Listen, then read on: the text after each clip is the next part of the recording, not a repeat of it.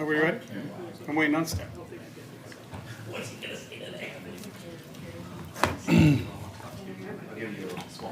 Okay, Tim, do you hit record, please? All right, welcome everyone. This is a special work session, special meeting to discuss the city budget. It's budget prep for fiscal year 2026, 2027. And we have a lot of different topics today. We're going to start first with the fiscal year 27 budget overview and CIP 10-year plan. Mr. Bird? All right, good morning. Welcome to fiscal 27 budget session. So just a couple opening comments, and we'll do a little bit of two things here, multitasking. We'll go through pages in your book, and so I'll kind of walk you through those, and then I'll try to have some of the information up on a brief slide presentation as well. At some point in time, I'll cut my slide presentation off. We'll hear from department heads. They each have department budget presentations, and then I'll come back to this slide deck with some follow-up and final thoughts and comments. So as we get started, there's a couple of things that I want to note ahead of time. This budget season, at least for salary, wages, and personnel, has been difficult because we are in the midst of 3 union contract negotiations, and none of them have been ratified. We haven't started one. So that leaves us with some assumptions in salary and wages. But Stephanie's done a good job trying to make some of those assumptions and plug in numbers as best as we can forecast at this point, but know that that's still a moving target as we finish those union negotiations. So not all of that work will be completed today, but you'll at least see kind of a trend. The other aspect that is a different approach this year is looking at our CIP. At council direction, we expanded that discussion in 2 different ways. One, we took a broader look at our CIP, our capital improvement plan, to include a 10-year window. And that, in some cases, proves to be challenging.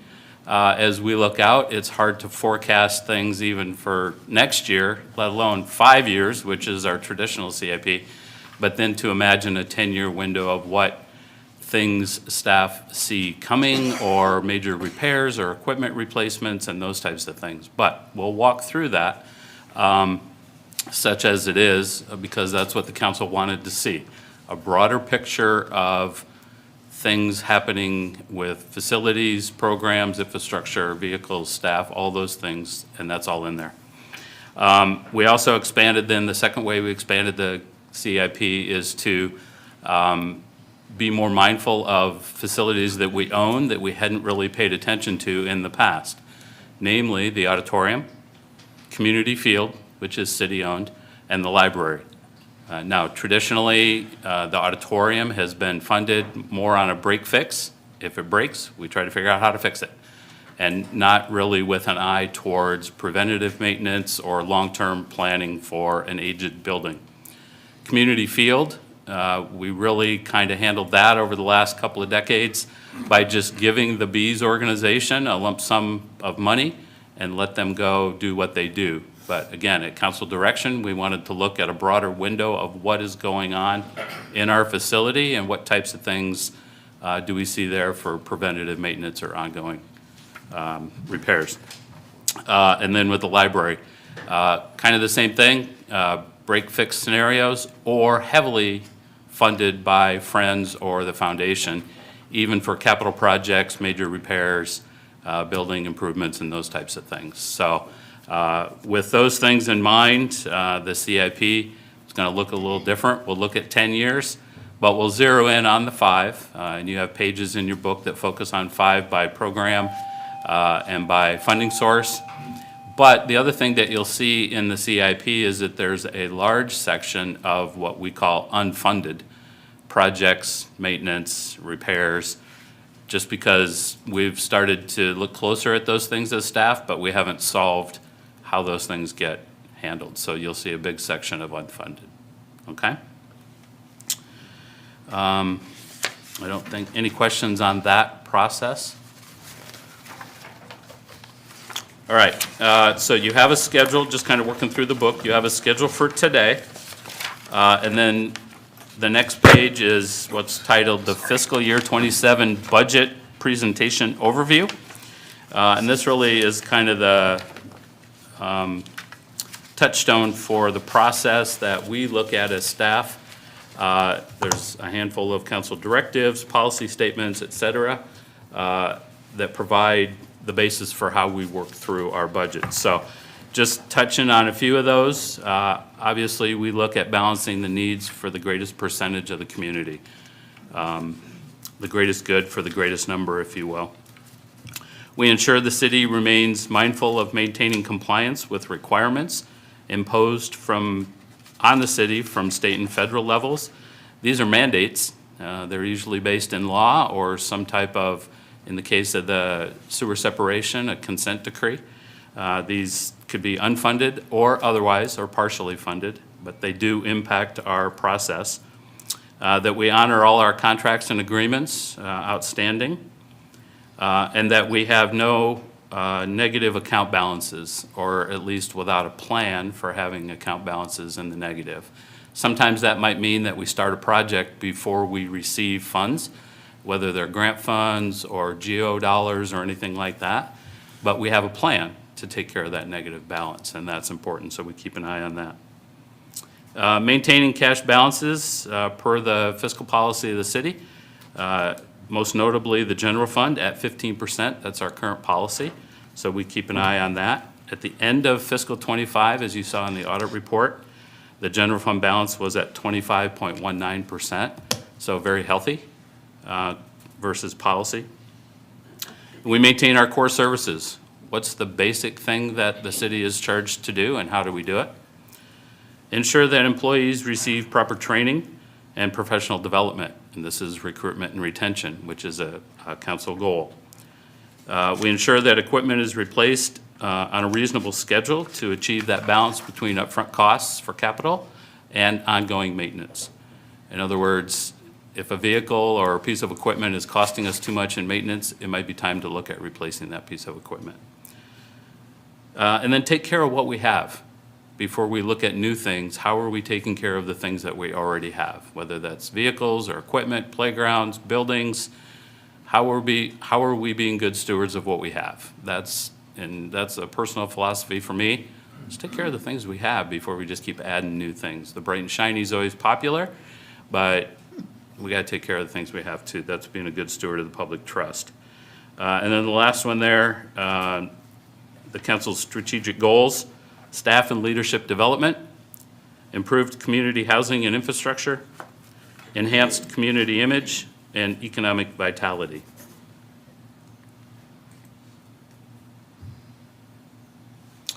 The next section is looking at capital projects, and I'm not going to read all this information. I share it so the public at home can see it. You have it on your sheets in your book, but a couple of highlights.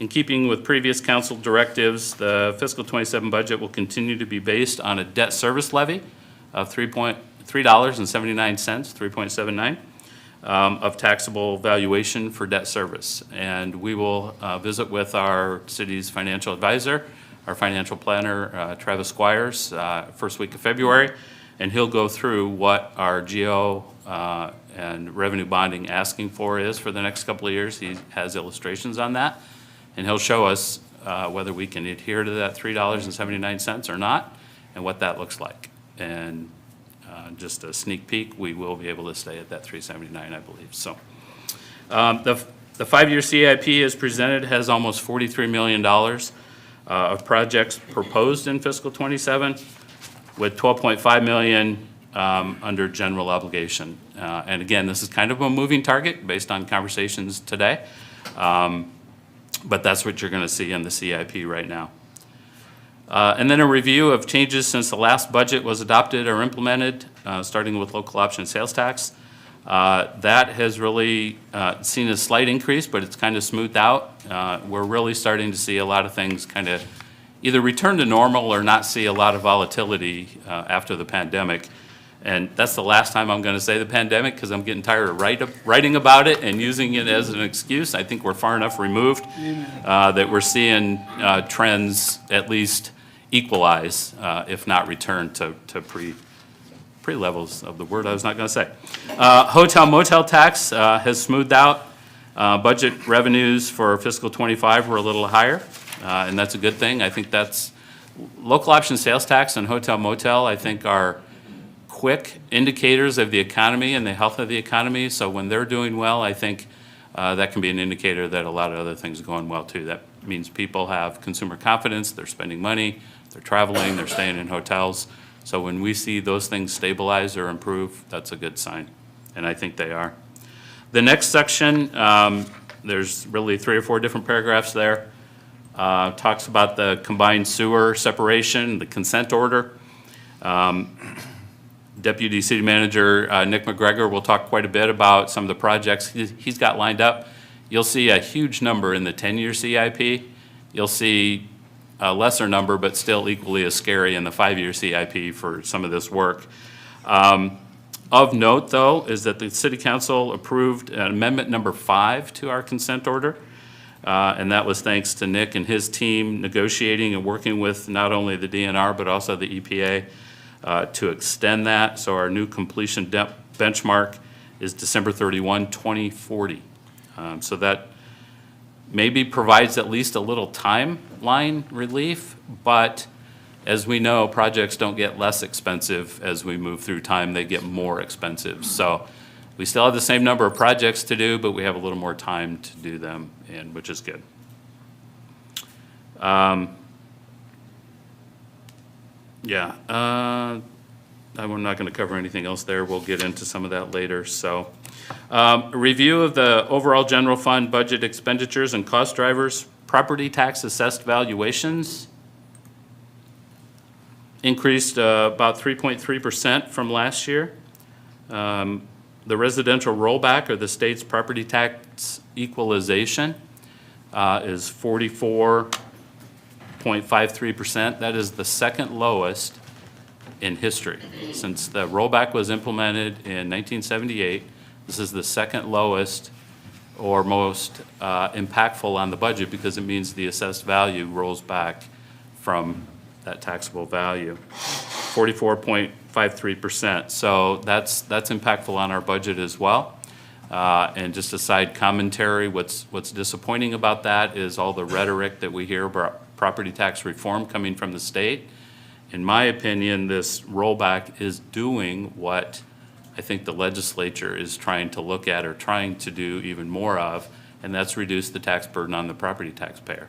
I have some examples, and I use my own home as an example. My assessed value went up over 10%, but that rollback pulls that back, so I don't see that impact. And again, I'll show that later, but that's impactful as we start the budget process as well. Overall wages, as I noted, some of the assumptions we have in there, in some cases, not in others, is around 4%, 3 to 4%. But again, we're still in negotiations, so we'll see where we end up there. The city health insurance will increase approximately 4%. We're still finalizing that with our combined healthcare group. That's the COBCO group, which is the city-county combined healthcare plan. And I will say this about that group as well, because we've talked a lot about collaboration and service sharing. And the industry trend in healthcare is over 8 or 9% renewal year over year. And in our COBCO plan, because we have the power of collaboration and combining employees in that plan, we typically see around 5%. As a matter of fact, historically, it's been 5%. But this year, we're going to see 4 or less, and that's been consistent over the last couple of years. So that's powerful collaboration. If we were to do it ourselves, we would consistently see double-digit healthcare renewal costs. So we're saving a huge amount by collaborating with that group. The pension systems, those are pretty much set by code or by the state. IPERS maintains 9.44 contribution rate for employers.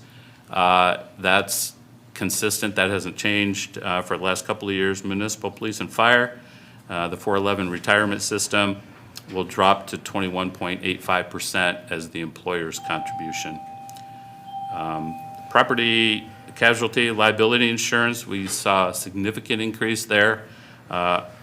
just over 10%, about $109,000. That's real impactful as well on the budget. And it's just one of those costs that's generally outside our control. We do try to tweak some of our deductibles and coverage limits and things like that. We do that every year when we see a renewal. We try to look at those types of things, but property casualty insurance in this country is just going crazy because of mostly natural disasters and those types of things. Non-union wages typically increase commensurate with union wages, so again, that's to be determined.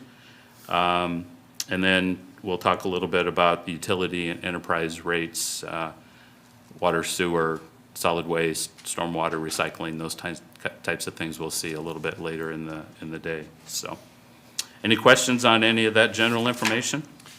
I only had one. Do you remember what the original benchmark was for the completion of the sewer separation? Because I want to say, like, initially they gave us, what, like 5 years, and it's like ridiculous.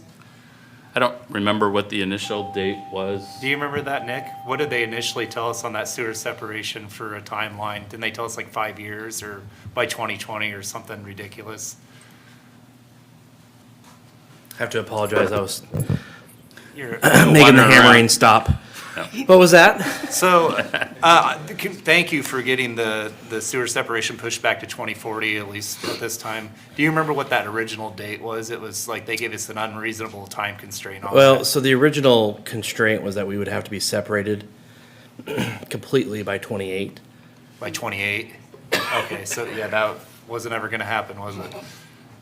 No, there's just no way that it would have physically or financially been able to get So accomplished. I really appreciate whatever you did to get them to push it back to 2040, so. No problem. Thank you for that. Okay, I don't think I'll have any more slides to share, but I want to go through a few more things before we get into the CIP section. So, after the budget overview, you have a budget calendar for the year. That would be the next page that you would see. This walks through when we might discuss the budget next with council, and then some of the benchmarks that we have for setting hearings, holding those hearings, and approving the final budget process. So, most of this, second half of this, is pretty set by code. We don't have a lot of movement here, so these are the dates that are required based on publication requirements. All right, the next page, I usually show our comparables. So you see 2 pages of Excels that you'll have to flip your book on. The first one, and I did find a mistake yesterday, but it's, if you go to 4th column in where it says fiscal 26 total levy, the city's levy, and you just take that down to the average of the 11 cities, that actually should be $15.39. It was a calculation error. The rest of the information is correct. And then I highlighted Burlington there. So we look at this list of comparables, and the next page is a broader set of comparables. But this page, we really drill it down to a tighter set that follows mostly population trends, and so we don't get too far away from 20,000 to 26,000 population in this smaller set. So a couple of things I'll point out. First, it's sorted by that fiscal 26 total levy, city levy rate. So just a quick glance would tell you that we're pretty much right in the middle. And if you draw down to the average that I just gave you at $15.39, we're not too far off of that. So we're right in the middle of the pack as far as where cities our size are setting their levy rate. But there's a couple of things to note.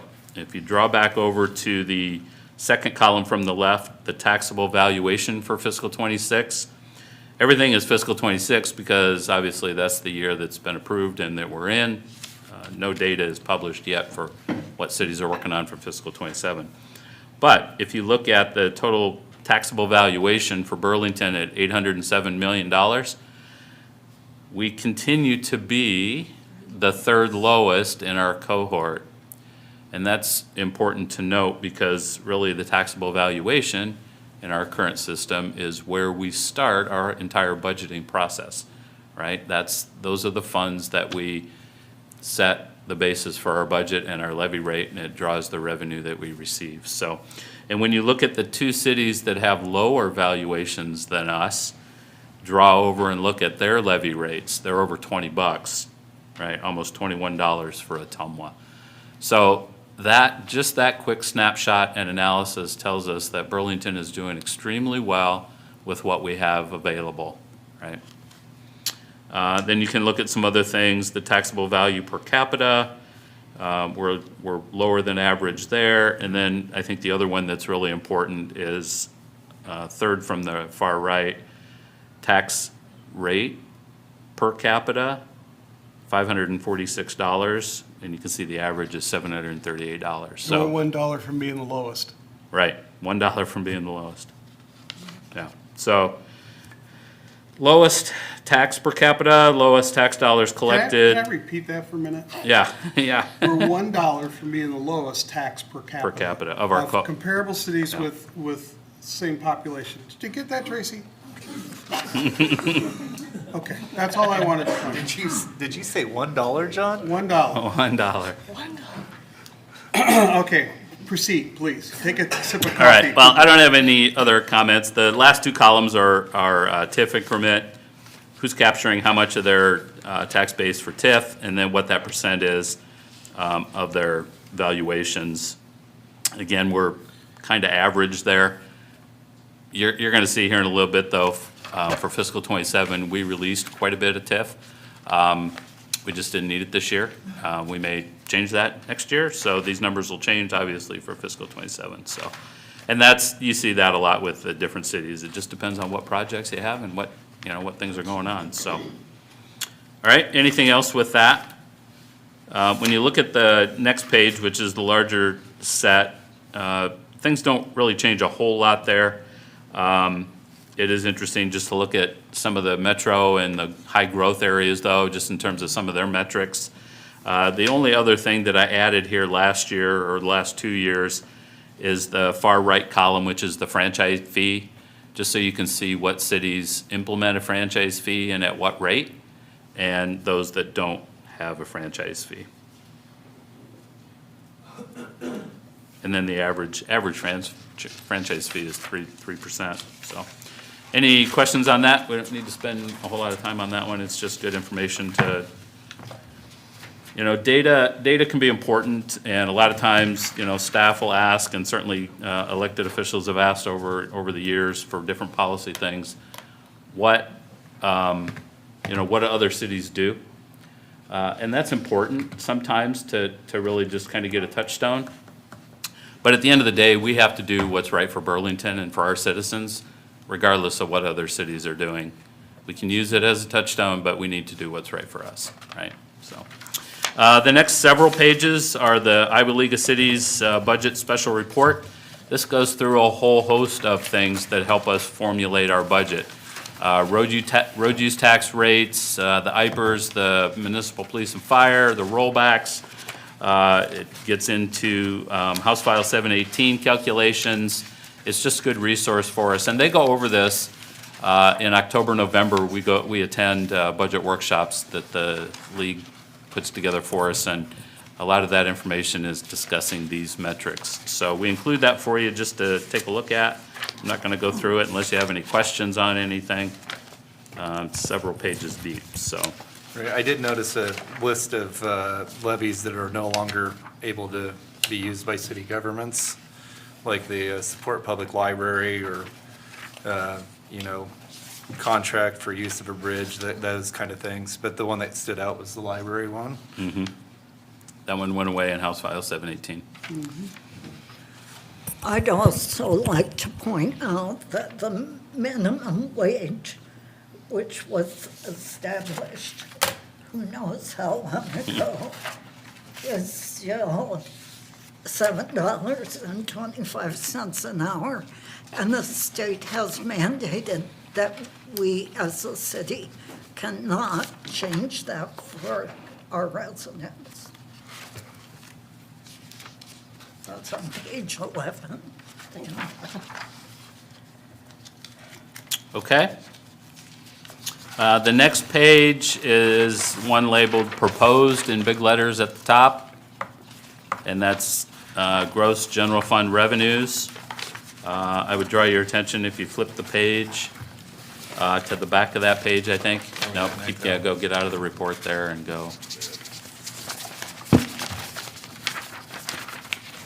Yep, there you go, just the first one. There we go. Yep. So this is gross general fund revenues, which a lot of this is in the aggregate. We're going to go through much of this today, but if you look at this, if you flip that page to the back and the far right column and come down, you can see the beginning fund balance, the net revenue expense, and the ending fund balance. And you can see with what we're going to talk about and what I'm presenting today has a deficit of $1 million, much like last year, and we spent a lot of time trying to solve that equation, but that puts your ending fund balance at 18%. Okay?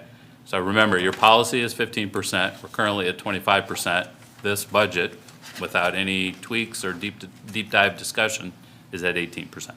Okay? Does that make sense? I'm not going to spend a lot of time going all through this. The next page are expenditures, and then expenditures, net grants and fees, which means we propose to spend X in a department. Here's the tax relief or tax support for that. Here's grants, here's fees, here's other revenues that offset that.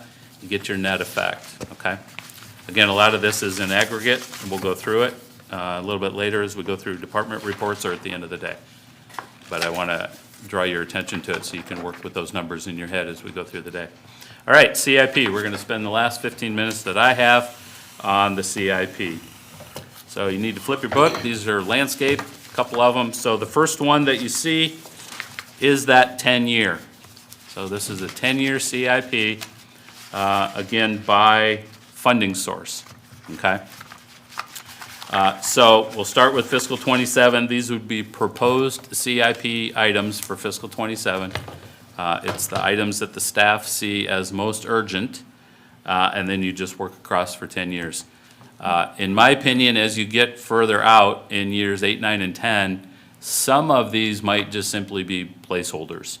Staff, in most cases, isn't going out seeking bids, getting quotes. These are just staff opinions of cost based on their experience and expertise in their areas for these things. But certainly as we get there in 7, 8, 9 years, things are going to change. But holding to council directive, we want you to see what we're thinking. We want you to see projected costs for things that we are trying to anticipate. Yeah, and you know, I was pushing for this just because, you know, I think staff had gotten used to not asking for projects, and then, you know, then we get, you know, like the fire station. You know, I sat on this council for 6 years before I started the committee, working on that, and I was stunned that they've been wanting it for 20 years. So if we don't know about it, we can't make any plans for it. So that's why I asked for an extension, so we could kind of forecast where we're at. And it only makes good sense. Okay, I think I'll have a few notes and comments, but not to belabor this either unless you guys have notes and comments as well. So just a couple of things to kind of keep in mind with some of these. If you flip to the second page and you go to hotel motel, and just on that page, maybe not quite halfway down, you see parks, and you see the Perkins Park Playground. Say that 3 times real fast. It goes with the permeable pavers at Perkins Park for pickleball. You see $300,000 in fiscal '28. That's not the total cost of that project. I believe that project's at $450,000.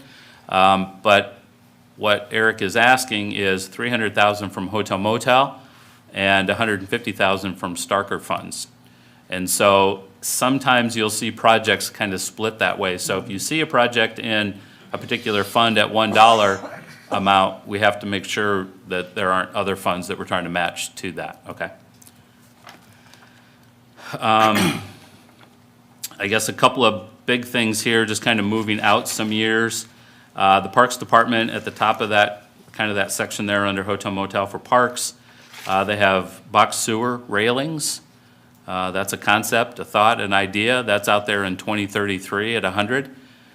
Again, does that work? Is it a project we want to do? What's that amount?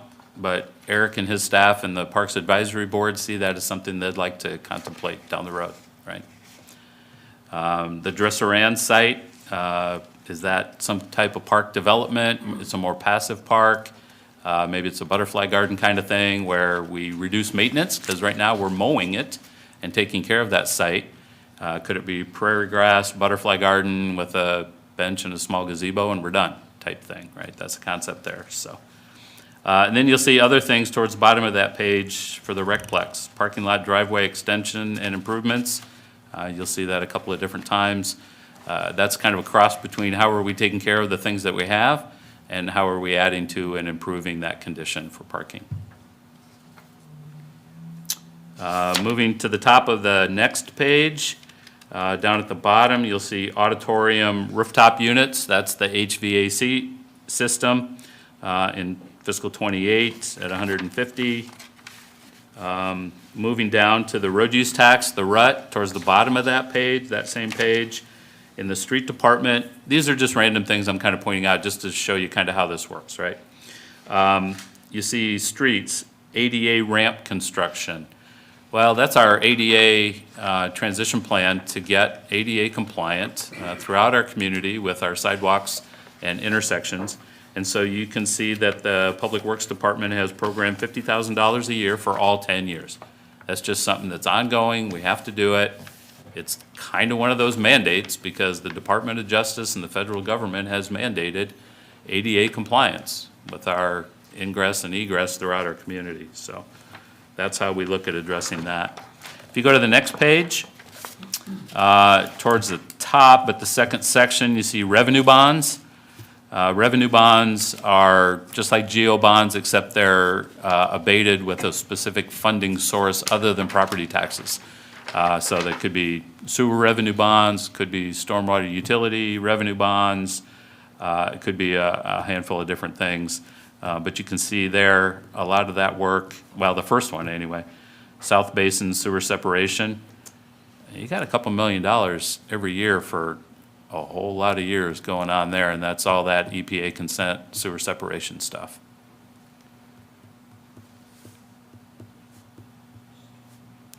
As we move down to the last section on that page, sales tax, and this is a big section.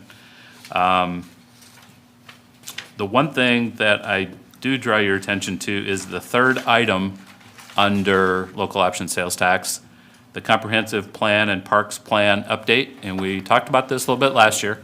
It was an item that was deferred from last year when we were trying to balance the budget and make those cuts. We pushed that one back. Well, now's the time to talk about it. We pushed it back to this date. Eric's plan is to update both our comprehensive plan and our park management plan into one, hire one consultant to work on those two plans.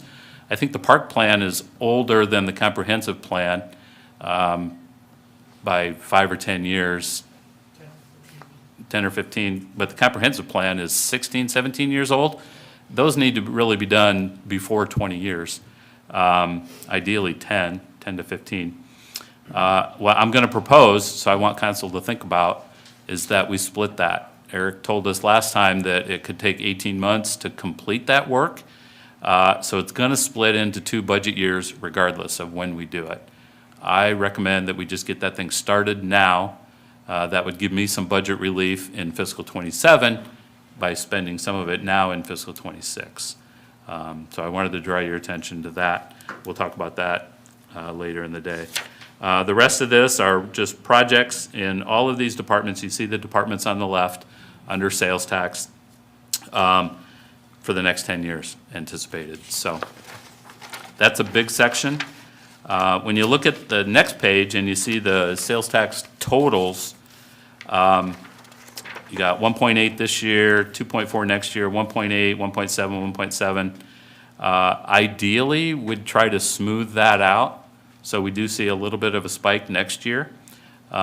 And sometimes, some of these things, if they're larger equipment and it meets our financial policy, we can move them to a bond scenario if there's room there. For example, the forestry department is looking at a bucket truck, and the fire department's looking at an ambulance. Well, that's about $600,000 worth of equipment. I'd like to take that out of sales tax and put that in a bond. And that's appropriate for those types of pieces of equipment because they outlive the life of the bond, the life cycle of the bond, right? And then that gives us relief here. And so as we look at this, we try to smooth those totals by doing some of that adjusting. If you go to the next page, again, you go down to the Starker Fund there, you'll see the other half of the playground for Perkins Park. And then you get to the big one that I addressed earlier, and that's the last one on that page, and that's the unfunded. So you're gonna see all of the community field in here. You're gonna see much of the auditorium. You're gonna see some library stuff in here. And again, we wanted to capture it and get it on this piece of paper, but we haven't solved how to fund these things yet. And that's okay, some of this stuff is a moving target, right? But I want to draw your attention to that. And then we start looking at things like the very first thing in that list, Development Department, demolish 2910 Madison. Well, that's the Klein Center, right? So we're anticipating doing something with that sometime soon. All right, any questions on the 10-year CIP? That's a lot, that's new, you hadn't seen that before. Thoughts, input? Well, I think about some of the unfunded stuff, whether it's this council or next council, because 10 years is a long time. It will be up to council to determine what makes it on CIP, right? Yes. So, council, when you're looking at that, please think about that, because just because it's listed does not mean it's going to automatically go through. Some of that stuff's gonna have to fight on its merits, just like any other project does. So that It's in doesn't, there. I guess what I'm trying to say is that doesn't really scare me to look at it, because it'll come down to council deciding how we want to proceed, That's right. who's ever sitting in these seats. But by the same token, I think there's some stuff in here that's unrealistic, that I can't imagine a council ever approving $2.2 million for artificial turf for the Bees field. The debt service on that would be well over $200,000, and the life expectancy of that is 10 years. So it's tough ask. just absolutely unrealistic, and there's a lot of others in here. And I think what we need to have a discussion on is funding a private business and allowing them to use a facility rent-free and then subsidizing them on top of it. I just can't imagine any of this that's is realistic that's in here for the Bees field. That's beyond any kind of common sense or reasonable thought pattern. So Councilman Scott, I appreciate that. I'll just remind you, though, that, what we moved away from is providing $50,000 a year for them for facility upkeep and maintenance. And we've been doing that for years and years. In this discussion of looking more at our buildings as our assets and developing the 10-year CIP was to remove that $50,000 from them. So we did not give that to them this year. In lieu of, are there things that maybe make more sense for us just to fund rather than just giving them $50,000 a year? But that's a policy question, and that is something you will have to discuss and decide. I support pulling the $50,000 and not paying their utilities, but I also support withdrawing completely anything that's in the capital improvements plan. It's a private business that's using that facility rent-free, and the last time I saw their balance sheet, they had that as an asset that they were depreciating under their balance sheet, not under the city's balance sheet. I'm not comfortable at all with the way the finances are done or the expectations of the city to, we've got so many other responsibilities within this community and employees. I just can't see us continuing to fund a private business as we're doing. I mean, from a practical standpoint, from a businessman standpoint, I think we should be collecting rent on our facility. And I think that's what we owe to the citizens. I know I'm probably sitting alone on that issue, but I'm going to continue to push that. They've got a sizable balance on their balance sheet the last time I saw it. And it's up to them to make that business work. And as much as I hate to admit it, I have to agree with Governor Pritzker from Illinois.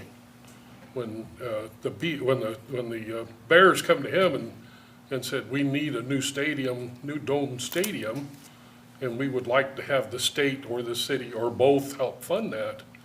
And Pritzker's response was, why should we be funding a private business such as the Bears? I feel that falls right into the same category, and I apologize for agreeing with anything that Governor Pritzker said. Anything out of Illinois. Well, Mayor, this is a deeper conversation. Yeah, it's a deeper right? conversation, So, and but that's- I made a note, let's make sure we come back to it before this It whole won't- process it is won't be done. rubber stamped, that's for Not darn today, sure. That's a but tough we ask. will need to get into it deeper, right? So, And I had one more question about stuff that's in the CIP. Do we look at West Burlington at all, or do we have a conversation to see what items they're gonna be using for, like, let's say streets, to see if they have a similar item in their CIP in the next 5 years, where maybe we can just say, hey, why don't one of us get it and the other one? Yeah. Robert, I might be able to answer that too, because we have, the city manager having ongoing meetings about sharing services. Right, It has been a slow process, but that would be our expectation going forward. right. Well, since we're in budget season and we're doing it, I wonder Yeah, if they've but got anything I on their would- list. Here's the thing, so far, it has been like pulling teeth. Well, it makes sense. I mean, So far, it's been like pulling teeth, so I Right. would not count on anything. I'll say this because you're new to the process, relatively speaking, having just been reelected to the council, that Greg and Nick and I, Greg Van Sanger over in West Burlington and I, most recently talked about sharing a street stripe paint machine. right, which made me think of this. Yep, and so, but the mayor's right, we do converse. Now, we haven't like taken our CIPs and overlaid them, but we could do that. But we do have regular ongoing conversations about just all kinds of stuff. But right, it would be neat to see what our neighbor's getting if we're, Mm-hmm. if it's, the possibility exists that we could share an item where Yeah. one of us could pull it, or we, or split the cost or whatever. I think Yeah, that it's reasonable. and I don't want to be negative about it, because I've been the one pushing it. But, it has to be mutually beneficial, or it's a moot point. Right, And so far, and I don't care how the Hawkeye puts it, so far, it's been what benefits them. And so do I have high hopes that we'll go beyond what we're sharing right now? We'd have to see some real good, heavy discussions with Yeah, them. I have so. little brothers I argue with too, We'll, so. we'll, I mean, I we'll get we'll it. continue. Yeah, I know.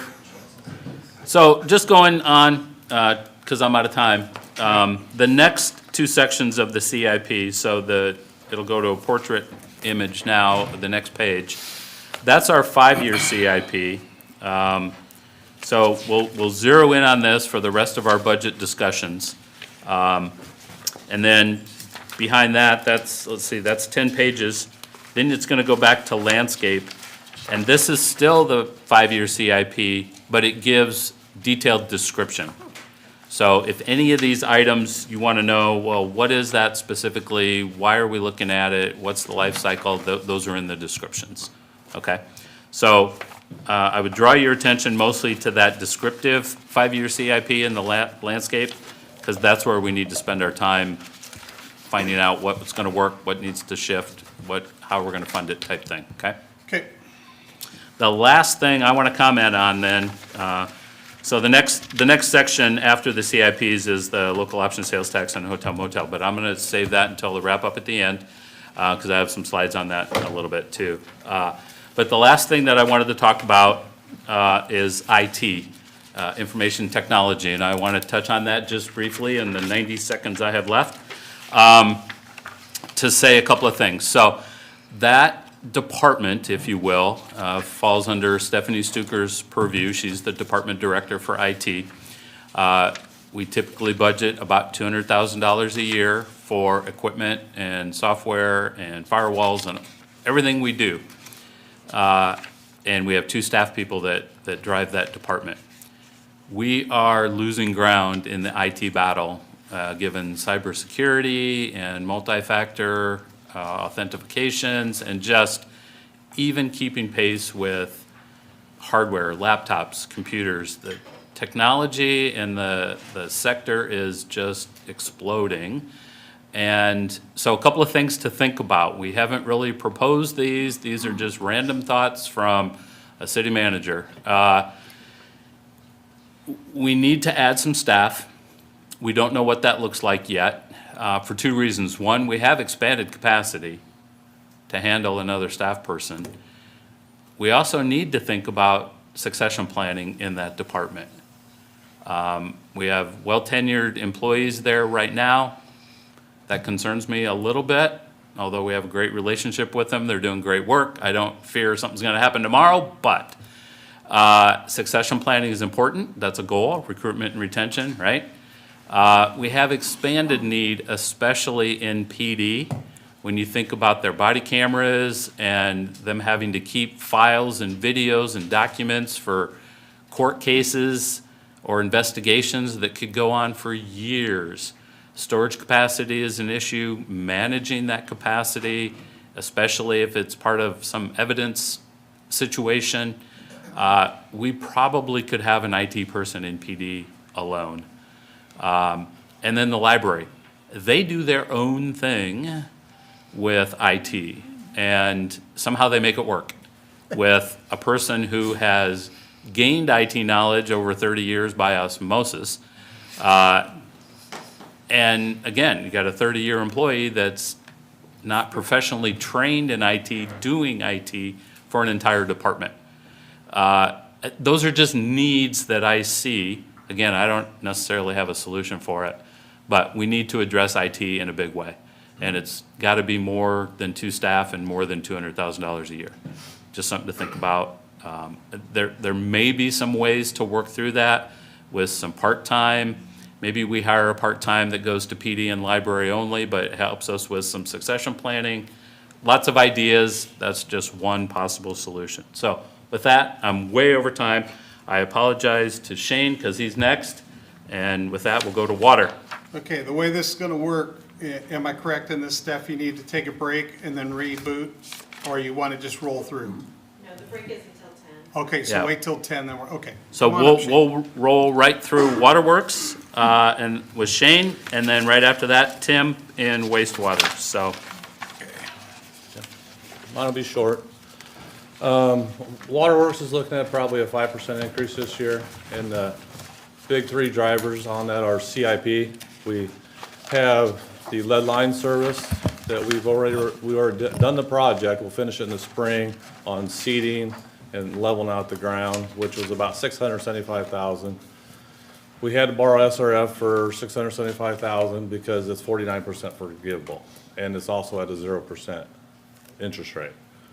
So that will be done in the spring officially. We did 50 of the 52. 2 of them, we just couldn't get in the house. They wouldn't let us. So at some point, those will just have to get done. I don't know why. We tried. I begged them. Because Makes if no not, sense. I mean, they'll have to do it at some point because it's gonna go bad.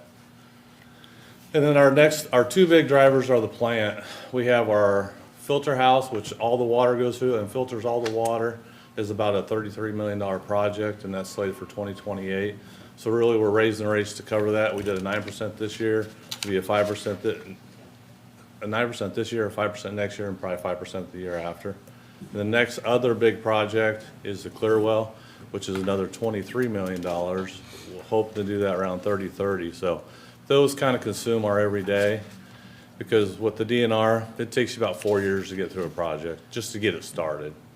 So we've already started it, we were doing the plans, we've gone and looked at other plans to see what we want to do. And it's probably going to go back to the style of filters we have now. Kind of looks like a big swimming pool, and there'll be about 8 of those. Because when they used to, the regulations weren't as stringent as they are now. You used to be able to run 2 or 3 filters to get what you need. Now you're running 5 or 6 a day, and we only have 6. And they're the original ones from 1964. So, and the Clearwell is too. The Clearwell holds about 500,000 gallons, and we're gonna go to a tank that's about 5 or 6 million gallons. So that'll just help us with our storage capacity. And that's what's driving our everyday on the rate increases. Chemicals finally leveled out. We might only be 1% increase on those, but they finally leveled out. I showed the slide to the last council. It just gradually, since 2021, has just went up steep. So, but that's finally leveled out this year.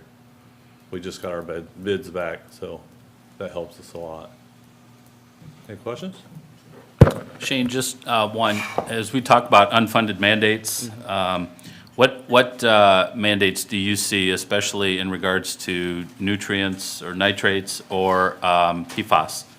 PFAS, we don't know what's gonna happen with that yet because they have it, that you have to take it out, but if you take it out right now, there's no place to put it.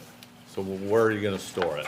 They don't know, can it go to landfills or what to do with it? So we don't wanna start that treatment process until we can figure out, and they pass something of where it has to go, like the landfill, or if you can land-based, put it back on the farmer's properties or land, but we don't know.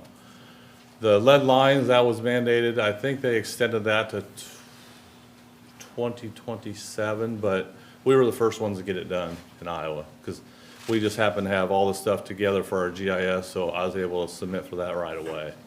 And so we have technically just 2 lead lines in town. But nutrient base, we just had a meeting up in Ames Water Treatment Plant, and for us, that's really not an issue. You have to be below a 10, and we're usually like a 1.9 or something like that, so that doesn't really affect us. Thank you. Any other questions? Did I hear right? We're looking at about $70 million in projects and a 19% increase over the next 3 years? Probably. It's gonna be consistent 5% each year, just to cover debt services, because we go from a $600,000 payment per year to a $2 million payment on our bonds. Yeah, and it's just really because the plant's 1964, and they just didn't put any money into it. And we have other things like for the PFAS, it'd be a building just for that, it's GAC they call it, activated carbon, take it out. That'd be another building, but we just don't know what to expect yet. But those are the 2 big drivers right now, at least the $56 million is. And then 56, okay. and then we'll see what's next. Versus the cost of a new plant at, Yeah, the new plant, I mean, you're talking 150 to 250 million dollars. And it just, we're not in that bad a shape, but as you build these other buildings, the old stuff in the building we have now just probably won't be used. I mean, it'd be best to build a new building, but it's just, I'd hate to see what the rate increase would be. Yeah. Yeah, that's not feasible. Shane, is there another source of funding that might be available other than passing the costs on to the customer? Well, we met with, Mr. Rinker, and they're trying to use some of the water quality money, try to get it so they can put it in different areas, because water quality isn't really water quality for us, it's more the streams and rivers. So they're trying to be able to take some of that money that's sitting there and give it to like our water treatment project, something like that. Right. That's really, there's not a lot out there. You always see it, and it always ends up being for either wastewater or cleaning up the streams, which ultimately, if they did just clean up the streams, we wouldn't have the PFAS problem, because it comes from up by Quad Cities. You know, if you follow the little red dots from the DNR, you can see right where it starts. So that's the big thing they talked about at our meeting, was the watershed. If you can fix the watershed problems, you fix the nutrient problems, you fix the PFAS problems, and you fix all those. So they're trying to get to the source of it. You're using the state revolving loan fund where you can too. also. Yeah, we about 5 years ago, we borrowed $5 million to fix they redid the bridge on 99, so we had to redo our water mains. We did a conventional at that time. It was just as cheap as SRF, and it wasn't all the hoops to jump through, but right now it's just SRF, because a lot of them are low interest, a lot more lower interest rate.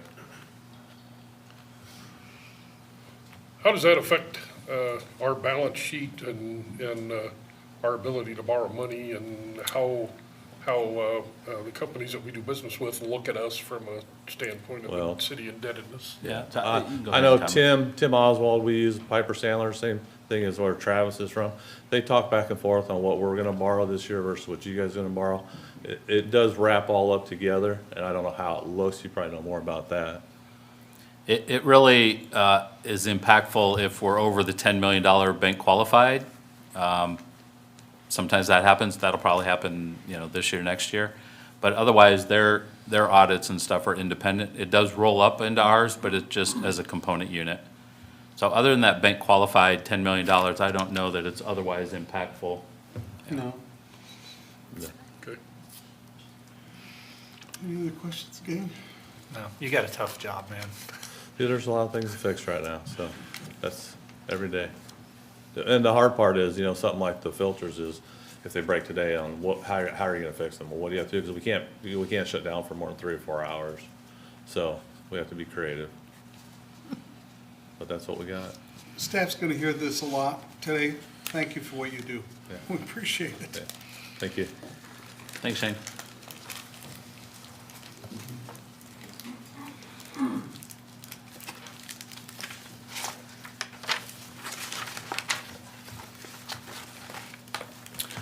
I did, I'm sorry, Tim. So I was gonna mention this. So I did ask Matt Brown from the auditorium, Burlington Riverfront Entertainment, to be here, especially for the CIP discussion, and I forgot to introduce him. And Jill Mason's here from the Burlington Bees Community Field as well. So unless you guys are just enamored with ongoing conversation, you can stay. Or you can leave because the CIP part is done, but I did want to make sure I introduced you and allowed council any questions on that. It's a lot of fun, kids. You should stay. The looks on your face tell me that you're already enamored for today. Thank you for coming, I appreciate it. Thanks. Good morning. Morning. I'm going to start just on this first slide, just reading this. The Clean Water Act makes it illegal to discharge pollutants from a point source into waters of the United States without an NPDES permit. That's a National Pollutant Discharge Elimination System permit. This permit sets limits on what can be discharged, requires monitoring and reporting, and includes other measures to protect water quality and public health. Essentially, the permit takes the broad requirements of the Clean Water Act and translates them into specific rules tailored to each discharger's operations.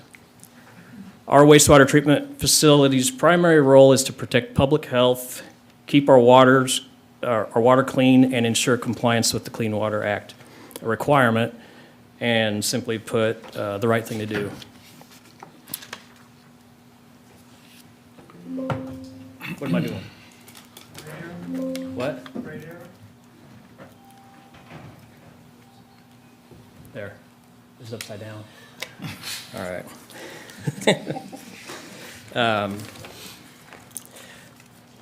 So our annual budget covers several things. There's the operation and maintenance of the wastewater plant, 2 equalization tanks, mainly the control mechanisms of the equalization tanks, and 15 lift stations. We have 3 major lift stations and 12 residential lift stations. Also, it covers lab sampling and analysis. This analysis is used for control of the plant, modifications in the process. It also ensures compliance with our NPDES permit. There's also the industrial pretreatment program that's covered. This includes identifying significant industrial users, SIUs. It also issues permits to them. Areas of scrutiny are their pretreatment systems, spill prevention, and illegal discharges. We monitor, inspect, and enforce requirements. And finally, we have our biosolids program. This is where we treat our biosolids. Biosolids is a byproduct of the treatment process. It's all bugs, basically, bacteria, or sludge, you might call it sludge. This is tested for metals and organics to make sure that it is legal to apply it, land apply it. So it's land applied on farm fields. So that's our biosolids program.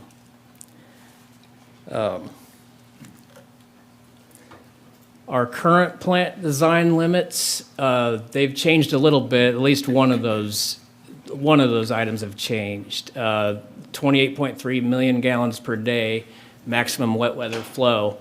The other two, average wet weather flow and pounds of BOD removed, I can talk a little more about that, BOD. Those stayed the same, but the 28.3 went up in, as soon as our influent modifications project, our redundant line project was completed. Went from 20.8 to 28.3 million gallons a day, maximum wet weather flow. Also, you can see that even though our BOD treated went up in fiscal, oh, that slide looks pretty bad. Something's wrong with it. The 1642 gallons, that's supposed to be under the fiscal year 25. So we treated 823 or removed 823 tons of BOD in 25, which is more than we did in 24, and yet we land applied half of what we did in 24. That's because we had our digester down and we weren't able to remove solids from our process. And it was down for quite a while, so we had a lot of bacteria, bugs, sludge in our whole entire process for quite some time, and that's a problem. BOD is biological oxygen demand. That's a good indicator of the reduction in that BOD is a good indicator of your treatment process and how well it's working. And I have a metric there. That one's, yeah, that's right. Okay. So for 2020, the fiscal year 25, it looks like it was $3.15 per pound of BOD removed. I don't know if that's a really good metric because capital projects are included in that value, and year by year, that capital cost can be quite a bit different. So our revenue comes mostly from user fees, but we also have other revenue. We have liquid waste hauling. That'd be like porta potties that are brought to the plant and dumped into our collection system. We also have laboratory fees, so we provide a service for outside entities like small lagoon systems or businesses. There's equipment and vehicle sales, scrap sales. Those are considerably less than those others. There's other revenue as well, but it doesn't amount to a whole lot. Our total expenditures for fiscal year 25 was $5.2 million.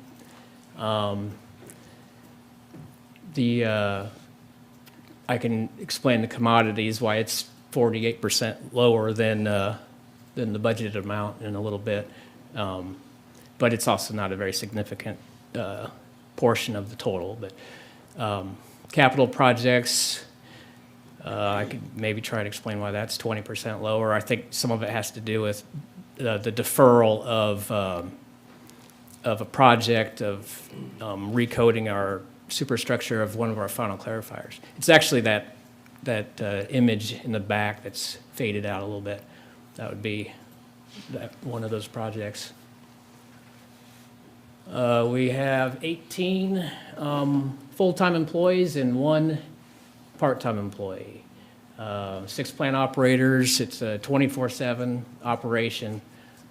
So we have a midnight shift with 2 operators. There's some overlap, and then sometimes they're alone. Same goes with the evening shift. And then our lab supervisor is also the pre-treatment coordinator that works with significant industrial users. Contractual, I combined both our administrative and our O&M operations into one total. So if you don't see these numbers, that's why. I combine the two. So the contractual is 1.17. A good portion, the biggest portion, is the electrical utility. A conventional activated sludge plant, typically 50 or more % of the electrical usage is for aeration alone. So any modifications in the positive direction for aeration in that system can really create a savings. Consulting and professional services would be second in line of the total. We have a private lab that we use for testing that we don't do. We send samples out. Our engineering services, the engineering services, they help us with like regulatory evaluations and predicting what needs to be done in the future based on changes in our NPDES permit.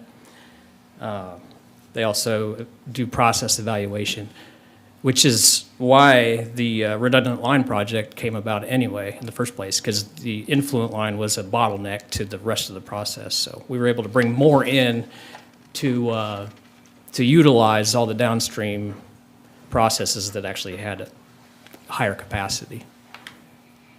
And then they'll help with capital planning, and they'd serve as like a project liaison between a general contractor and us.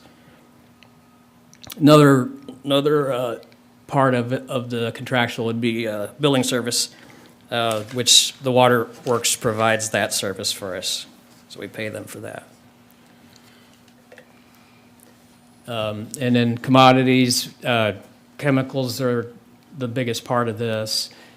We use FOG-type chemicals for our collection system. FOG is fats, oils, and greases. So our minor lift stations, they'll build up grease. It becomes pretty solid and becomes problematic. So we deal with that. And it also helps downstream the force main and even part of the collection system, keep grease from building up. Biosolids, we have a chemical associated with that too. That helps us. We have a polymer that dewaters the biosolids as we remove them from the digester to load up trucks. And as we dry the biosolids up and drain the water off, it reduces transportation costs. And disinfection would be chlorine, compressed gas. And then we have a plethora of lab chemicals. Other maintenance materials, I've always put our process type equipment in that line item, or in the 639. I've done that since 2012, and that's typically what's in there. That was significantly less. It was 48% lower than the budgeted amount. Well, we had a couple grip machines that needed their grit collector chain replaced. And that would have been $220,000 to do that. So what we ultimately ended up doing is, once we determined that the chain was really not that bad, it was the pins themselves. They were what was wore out. We just replaced the pins, and that was about $8,000, I believe.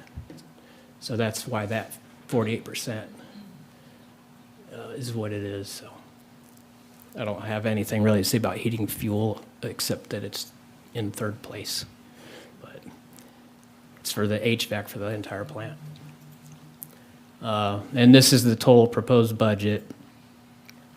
And of course, the personnel, the administration is a combination of all three of those: personnel, contractual, and commodities. And the personnel, as you know, is still somewhat uncertain. So that's the estimated total. These are proposed capital outlay for 27. Our Silver Street lift station, we're looking at putting soft starts in as a backup for VFD control, variable frequency drive. The pumps will come on slow, but if the VFD fails, they go from 0 to 100%. And that is likely the cause of the force main breakage that happened, I can't remember, 2, 3, 8 years ago. I don't remember. It was somewhat recently. So the soft start for the pump controls, we have 3 pumps, each will have its own soft start.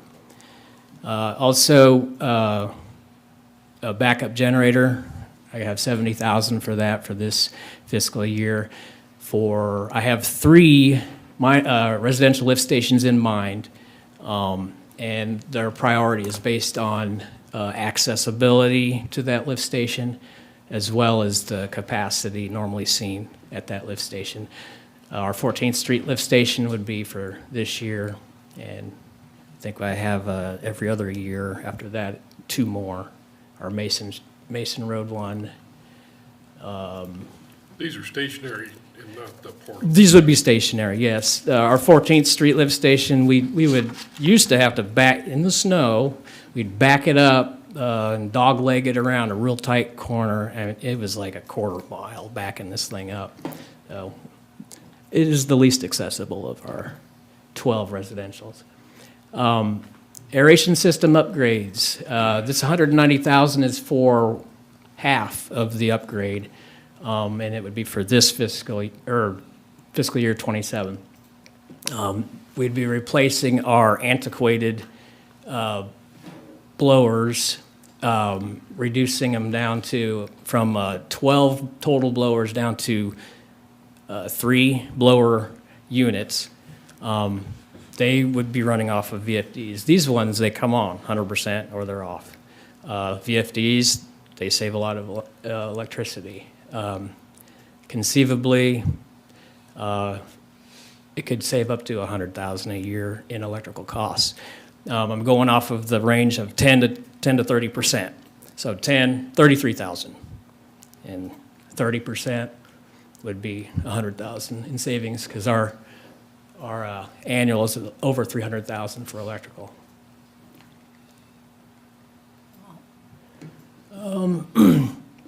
And we're trying to annually replace our bad concrete. It's bad throughout the plant. And the next one in line that I picked was our lower admin parking lot. That 63,000 reflects, it's hard to say what that actually is, because we've done this work in-house. And that's a real rough guess. I believe that if we had an outside entity do it, it may be more than the 63,000. If we did it in-house, it would be less than 63,000. So, and I think we probably will be able to do that in-house. We may ask for help from another department. And then recoding of the final clarifier. That image there is actually one of the clarifiers that we did. And when we do it, it's about $20,000 worth of materials and time. 71.7 reflects an outside entity doing it, the sandblasting and recoding of that surface. We still have 2 to go. That's one of those things that we've historically deferred. I would rather not do that way, but we have deferred that one. That's one of the things that seems to happen a lot. But, the fume hood, we have 3 fume hoods in our laboratory, and those are as old as our activated sludge plant. Those are from 1981, 82, something like that. And that one, you can even see in the picture that it's got some age to it. So we'd like to replace 1. We have 3. We intend to replace 3. But every other year, I believe, is how I had that set up. Do they all look like that, Tim? This is the worst one for effect. Yeah. Looks like one of those homes that needs rehab. Yeah. Okay, so this is the 5-year CIP. The totals are on the left. It's kind of mixed up there, isn't it? But I have items of note on the right. So the totals on the left for, there's some things not shown here. A Case 721 loader, ours is 26, 27 years old. And so we're looking at maybe replacing that. I wouldn't mind keeping this one, actually, because it's not really in that bad a shape. And having two, because that works really well with sludge. But then there's grit removal improvements, which I would really like to do something with that, because removing grit from our system is beneficial to all the downstream tankage and equipment. Grit is wear and tear on equipment, and it also, grit will settle in tanks and corners and along the bottom and reduce your actual functional volume of tankage. Our existing grit removal system is antiquated, and I looked it up recently. They say they're about 50% removal of grit, so that's not very good. So there's other technologies out there. This is a 1982 technology that we have in there. And then replacing our Gulf Lane lift station. It's a small capacity lift station. It has a technology that's 135 years old. It's an air-operated, I don't know how they got their air 135 years ago, but someone on a bicycle or something. So that would line it up with all of our other submersible type pumping lift stations. And the existing one has very expensive replacement parts. A lot of it has to be custom made.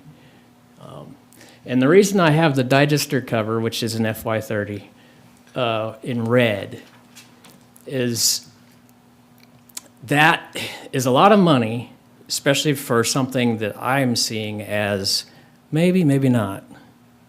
Right now, our cover for our digester, it's a floating cover, it is halfway through its expected life cycle.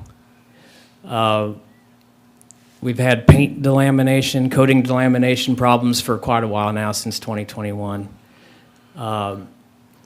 And I'm not seeing anything that I consider anything but superficial as far as integrity of the cover goes.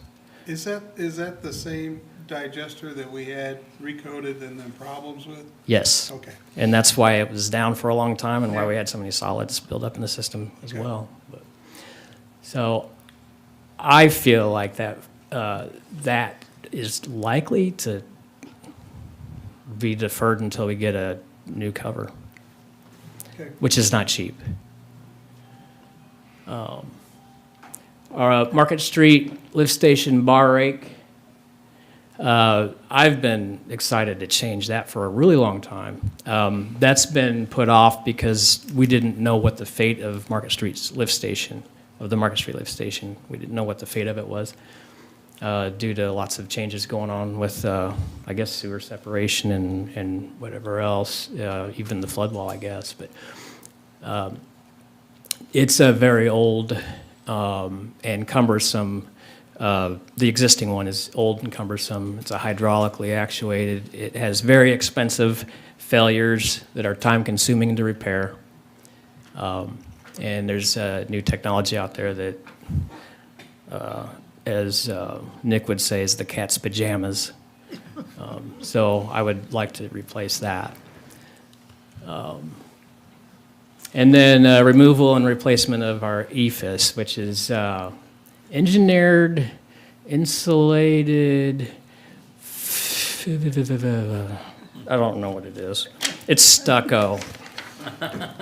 It's basically stucco. For all of our buildings, it's the same code or surface that it's had since 81, 82. It looks really bad. Nobody can see it from Main Street. So, I mean, in some ways, it's hard to justify, but at the same time, it's also protecting underneath, what's underneath. So I would like to replace that EFIS. It would be installed correctly. It wasn't installed correctly in 1982. If we were in Arizona, it was installed correctly. But here, it wasn't. It needed an air gap, which it doesn't have. And then, like he's saying, you go further down the 10-year CIP, a lot of this stuff is sort of like a placeholder. I'd say the tunnel pipe replacement, not so much a placeholder. That's our main process lines that are under, they're in a tunnel. You should all take a tour sometime. It's pretty interesting. Those are old. You want to replace something before it becomes a catastrophic event. They could last another 20 years, but you don't know. So it's probably worth replacing those. And then the nutrient reduction project, that's based off of what's coming around the corner, and we don't know what that is exactly from the DNR changes to the NPDES permit. The S&D force main relocation is dictated on the timing of the Mississippi Interceptor replacement project. I won't go into details as to why that is, but there is a reason. It has to do with flow rates and whatnot. And then the second anaerobic digester. That is actually something that would probably be necessary if we do have a nutrient reduction project completed, because we'll end up with more sludge. Are you anticipating the nutrient reduction through the collection process and separation, or Don had said something when he was here about edge of field capture? So. I don't know what to anticipate. I know that wastewater facilities are an easier target to deal with it than other sources, less point-like sources. If that's what if that answers your question, like farmers, farm fields, and Right. Well, I'm So it's up to the legislature. searching for the least expensive option is what I'm searching for, and that's, I would hope by 34 we'd have a better answer or better handle. yeah, on maybe that. we will, and maybe I'll know more. And Maybe the government will wise up and the EPA will soften its hard stance. yeah. You know, I think just to interject too on that point, when this whole nutrient reduction conversation started even 6, 7 years ago, and it might have been more than that, they're looking at a multi-billion-dollar problem for 5%, projected 5% of the issue, which is source point, because they can focus on source point. But there are a lot of studies out there that show that our sewer collection and treatment systems are only 5% of the problem. It's edge of field that's 95% of the problem, but they can't solve that. And so they want to focus on local governments and municipalities at the treatment level in the tune of billions of dollars to solve 5% of the problem. But it's still a largely unresolved or undirected mandate. And it's at the legislative level.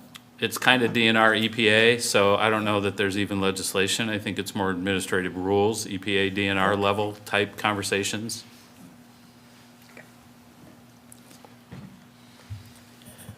And this is well, I guess it's not the last slide. What else do we have? Oh, that one. Okay. Anyway, on this last one, I think what I'll do is I'll just read on it a little bit here. Future NPDES permit renewals are expected to place increased emphasis on both nutrient control, nitrogen and phosphorus, and PFAS monitoring and management, which will have budget implications for the wastewater treatment facility. In the more immediate future, our new NPDES permit will start January 31st of '27, and there's a possibility for some language changes in that permit that may require more testing, and for and possibly more testing for nutrient, and perhaps even adding PFAS as something to test. So not sure what's going to happen in the next year. Those NPDES permits are on a 5-year cycle. While immediate numeric limits may not be imposed, regulatory trends indicate expanded monitoring, like I said, and reporting requirements in the near term, increasing annual operating costs for sampling, laboratory analysis, and staff time. Over the longer term, this would be more costly type implementations. More stringent nutrient limits and the potential production of PFAS effluent limits could require process optimization, chemical use, or capital upgrades to treatment systems, resulting in significant capital and ongoing maintenance expenses. Of course, I haven't addressed any of this in the CIP in the 10-year. I feel like it's so uncertain, I didn't even want to put it in there, and I suppose maybe that would be something I guess I did have the nutrient reduction project in there, but proactive financial planning and inclusion of these emerging requirements in the city's capital improvement planning will help manage regulatory risk, control long-term costs, and avoid reactive expenditures. Any questions? On your generators for your lift stations, how are they fueled? Are they diesel, gas? I'm natural going to gas? say we're likely to do diesel. If it wasn't diesel, I would like to do natural gas, but we're probably going to settle on diesel, which that requires some additional EPA regulated, like a double, I don't know what you call that, wall for prevent leakage going into the environment. Yeah, just putting up a knee wall like, on your sludge dewatering, where does that take place? That takes place at the plant, at the south end of the plant. We draw from our digester. It's about 3, 4, 5, 6 or 7% solids coming from the digester. It's mixed with this polymer material. It's like a liquid plastic, or I call it industrial snot.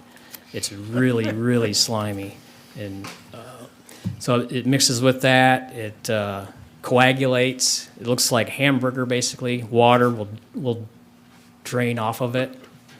Then it's run through presses, and extra water is squeezed out. So it's pretty neat, So then it goes. in my opinion. It goes from there to the storage. It goes there to our storage that's close by, that we're relying heavily on. I anticipate we'll be able to rely on that for indefinitely, even though it's on CIP. railroad property, and we're leasing it from Burlington River Terminal. So that makes it a little scary, but it looks like there's no end in sight as far as our usage of it. But it is in. It's on a monthly monthly lease basis. I asked for 2 reasons. One, because it is in the new building is in the CIP, and I just wondered if you said that by dewatering it reduces the weight and the cost Yeah, of transportation. and the So volume, yeah. I just wondered how much it changed. I witnessed one out at the Burlington Northern Santa Fe had their own sewage system and had their own dewatering sections, and I just wondered if it was similar to that, or. I wonder if they had one where the stuff floats to the top and is skimmed off.